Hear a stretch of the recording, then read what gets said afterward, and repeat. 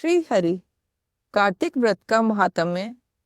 पद्म पुराण के अनुसार गुणवती को कार्तिक व्रत के पुण्य से भगवान की प्राप्ति।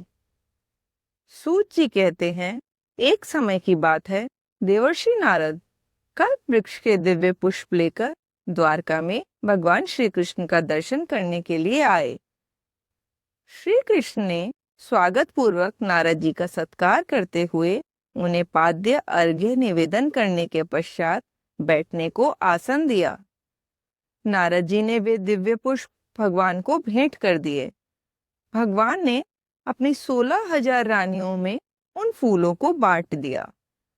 तदनंतर एक दिन सत्यभामा ने पूछा, प्राणनाथ, मैंने पूर्व जन्म में कौन सा दान, तप अथवा व्रत किया था जिससे मैं मर्त्य लोक में जन्म लेकर भी मर्त्य भाव से ऊपर उठ गई, आपकी अर्धांगिनी हुई। भगवान श्री कृष्ण ने कहा, प्रिय, एकाग्रचित होकर सुनो। तुम पूर्व जन्म में जो कुछ थी और जिस पुण्य कारक व्रत का तुमने अनुष्ठान किया था वह सब मैं बताता हूँ। सतयुग के अंत में मायापुरी हरिद्वार के भीतर अत्रि कुल में उत्पन्न एक ब्राह्मण रहते थे जो देव शर्मा नाम से प्रसिद्ध थे। वे वेदांगों के पारंगत, विद्वान, अतिथि सेवा, अग्निहोत्र परायण और सूर्य व्रत के पालन में तत्पर रहने वाले थे। प्रतिदिन सूर्य की आराधना करने के कारण वे साक्षात दूसरे सूर्य की भांति तेजस्वी जान पड़ते थे। उनकी अवस्था अधिक हो चली थी। ब्राह्मण के कोई पुत्र नहीं था, केवल एक पुत्री थी जिसका नाम गुणवती था। उन्होंने अपने चंद्र नामक शिष्य के साथ उसका विवाह कर दिया। वे उस शिष्य को ही पुत्र की भांति मानते थे और वह जितेंद्रिय शिष्य भी उन्हें पिता के ही तुल्य समझता था। एक दिन वे दोनों गुरु शिष्य कुश और समिधा लाने के लिए गए और हिमालय के शाखाभूत पर्वत के वन में इधर उधर भ्रमण करने लगे।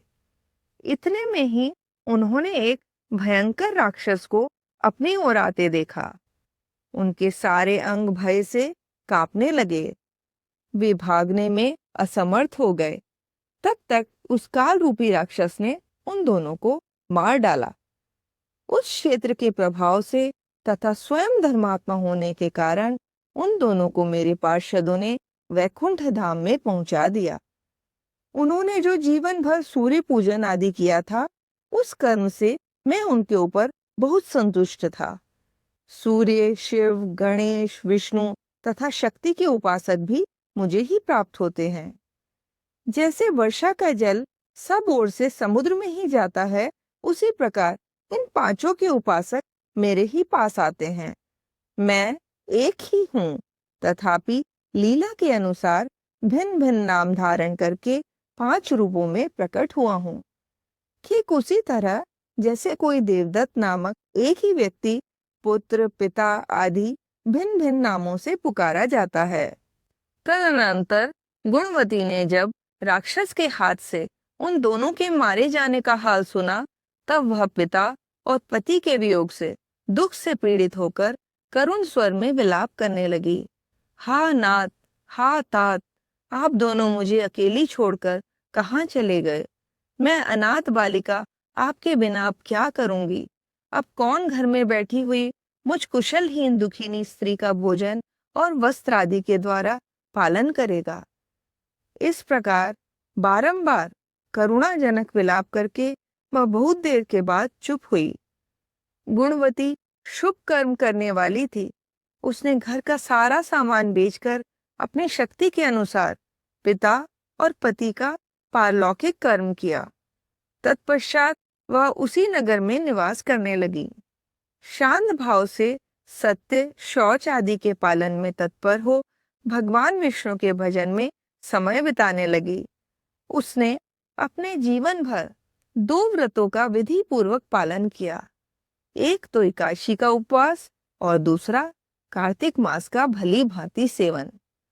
प्रिय, ये 2 व्रत मुझे बहुत ही प्रिय हैं। ये पुण्य उत्पन्न करने वाले, पुत्र और संपत्ति के दाता तथा भोग और मोक्ष प्रदान करने वाले हैं।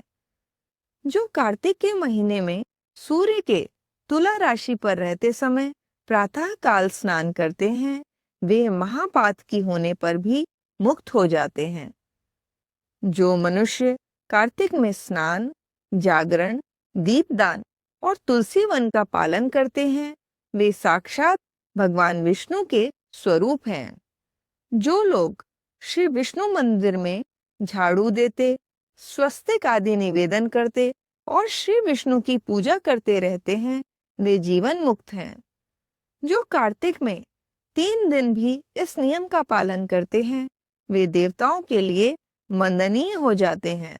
फिर जिन लोगों ने आजन्म इस कार्तिक व्रत का अनुष्ठान किया है, उनके लिए तो कहना ही क्या है। इस प्रकार गुणवती प्रतिवर्ष कार्तिक का व्रत किया करती थी। वह श्री विष्णु की परिचर्या में नित्य निरंतर भक्ति पूर्वक मन लगाए रहती थी। एक समय जबकि जरावस्था से उसके सारे अंग दुर्बल हो गए थे और वह स्वयं भी ज्वर से पीड़ित थी, किसी तरह धीरे धीरे चलकर गंगा के तट पर स्नान करने के लिए गई। ज्यों ही उसने जल के भीतर पैर रखा, त्यों ही वह शीत से पीड़ित हो कांपती हुई गिर पड़ी। उस घबराहट की दशा में ही उसने देखा आकाश से विमान उतर रहा है, जो शंख, चक्र, गदा और पद्म धारण करने वाले श्री विष्णु रूपधारी पार्षदों से शोभित है और उसमें गरुड़ चिन्ह से अंकित ध्वजा फहरा रही है। विमान के निकट आने पर वह दिव्य रूप धारण करके उस पर बैठ गई। उसके लिए चंवर ढुलाया जाने लगा। मेरे पार्षद उसे वैकुंठ ले चले।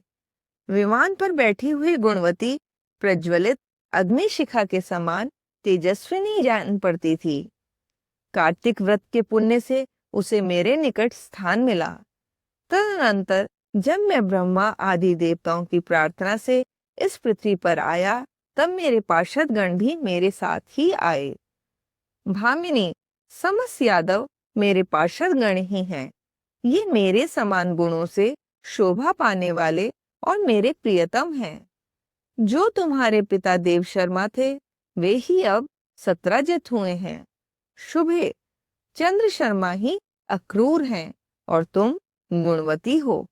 कार्तिक व्रत के पुण्य से तुमने मेरी प्रसन्नता को बहुत बढ़ाया है।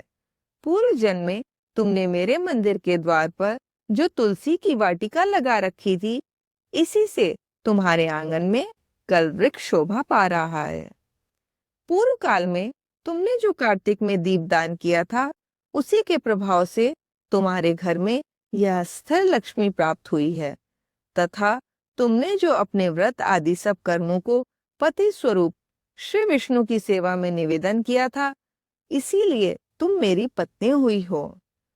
मृत्यु पर्यंत जो कार्तिक व्रत का अनुष्ठान किया है, उसके प्रभाव से तुम्हारा मुझसे कभी भी वियोग नहीं होगा।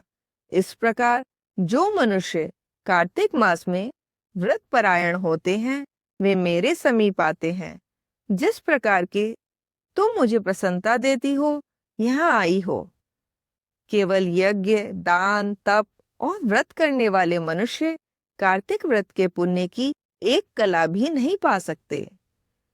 सूत जी कहते हैं, इस प्रकार जगत के स्वामी भगवान श्री कृष्ण के मुख से अपने पूर्वजन्म के पुण्यमय वैभव की बात सुनकर उस समय महारानी सत्यभामा को बड़ा हर्ष हुआ। इति हरि ओम तत्सत, हरि ओम तत्सत, हरि ओम तत्सत।